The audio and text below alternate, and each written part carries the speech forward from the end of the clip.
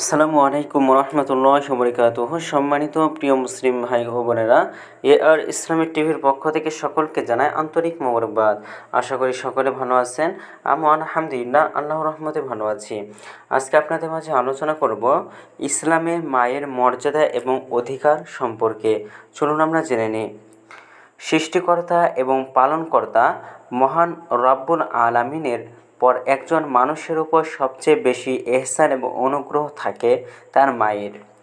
মা সন্তানকে বহু কষ্ট সহ্য করে গর্ভে ধারণ করেন, তীব্র কষ্ট সহ্য করে জন্মদান করেন, তারপর 2 বছর স্তন্যদান করেন, কোলে পিঠে বড় করেন।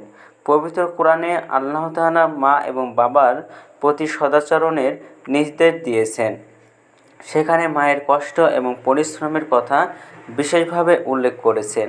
আল্লাহ তাআলা বলেন, আর আমি মানুষকে তার মা বাবার ব্যাপারে সদাচরণের নির্দেশ দিয়েছি। তার মা কষ্টের পর কষ্ট ভোগ করে তাকে গর্ভে ধারণ করে, আর তার দুধ ছাড়ানো হয় 2 বছরে। সুতরাং আমার এবং তোমার মা বাবার শুকরিয়া আদায় করো,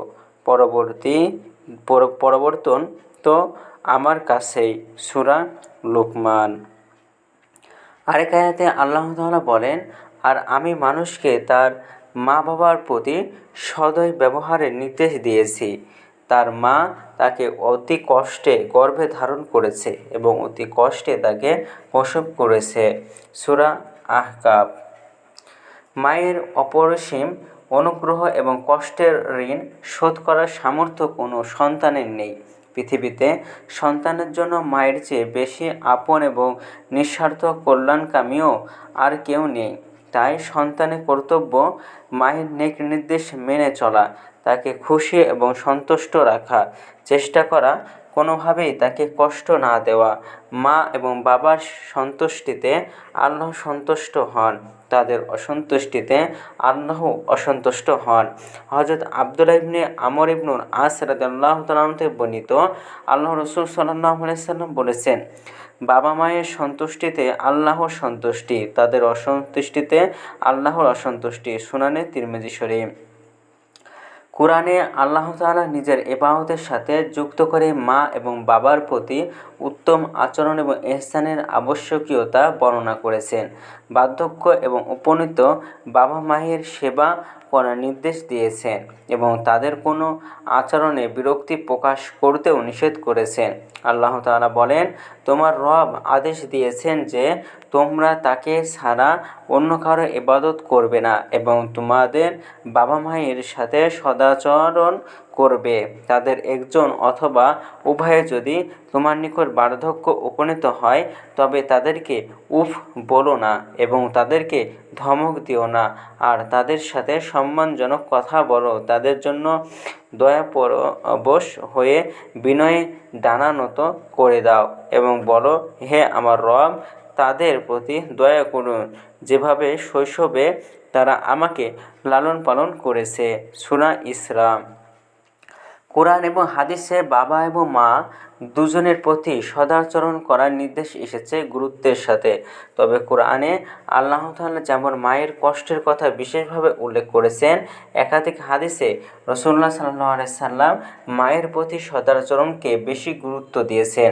হযরত আবু হুরায়রা রাদিয়াল্লাহু তাআলা হতে বর্ণিত, তিনি বলেন, এক ব্যক্তি আল্লাহ রাসূল সাল্লাল্লাহু আলাইহি সাল্লামের কাছে এলো এবং প্রশ্ন করল, হে আল্লাহর রাসূল, আমার সদ্ব্যবহার পাওয়ার সবচেয়ে বেশি হকদার কে?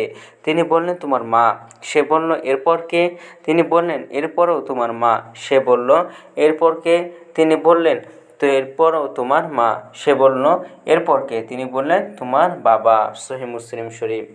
আরেকটি হাদিসে রাসূলুল্লাহ সাল্লাল্লাহু আলাইহি সাল্লাম বলেন, নিশ্চয় আল্লাহ তাআলা তোমাদেরকে তোমাদের মায়ের ব্যাপারে তাকিদ করেন 3 বার।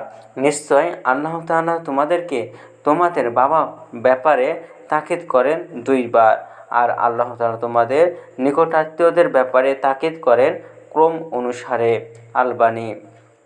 এ দুটি হাদিস থেকে বোঝা যায় যে মায়ের প্রতি সদ্ব্যবহার এবং সদাচরণের গুরুত্ব বেশি।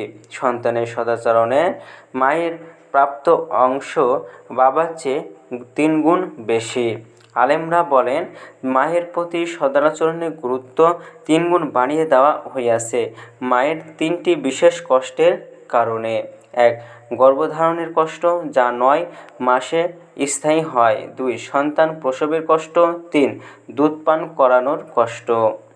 এছাড়াও মা সন্তানের লালন পালনের বাবার চেয়ে বেশি কষ্ট এবং পরিশ্রম করে থাকেন। সন্তানের প্রতি মায়ের মায়া এবং ভালোবাসাও বাবার চেয়ে অনেক বেশি থাকে। সন্তানের কোনো কষ্ট বা বিপদে মা বাবার মধ্যে মাই বেশি কষ্ট পান। তো আমাদের ভিডিওটি যদি আপনাদের ভালো লাগে তাহলে অবশ্যই চ্যানেলটি সাবস্ক্রাইব করে পাশে থাকবেন। ধন্যবাদ সকলকে।